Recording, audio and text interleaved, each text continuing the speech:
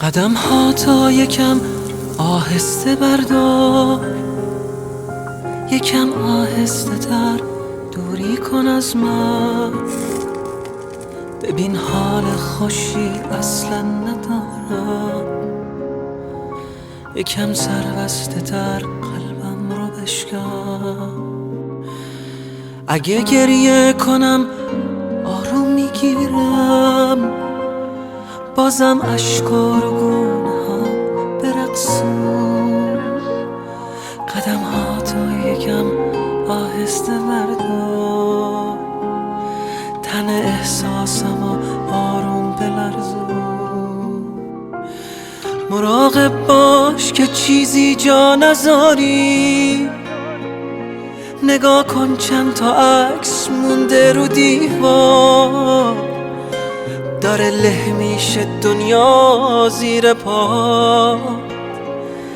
قدم ها تا یکم آهسته بردار، قدم ها تا یکم آهسته بردار.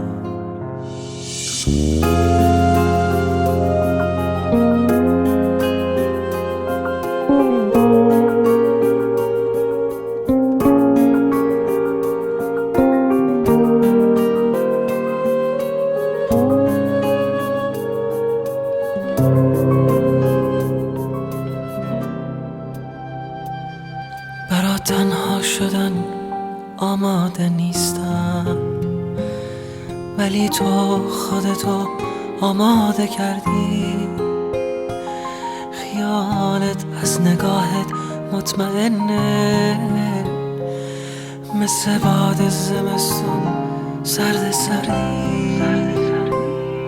نمیتونی به جام تصمیم بگیری، چرا میگی به نفع هر دومونه؟ در و پشت سرت نبند عزیزم، بازم عطرت بپیچه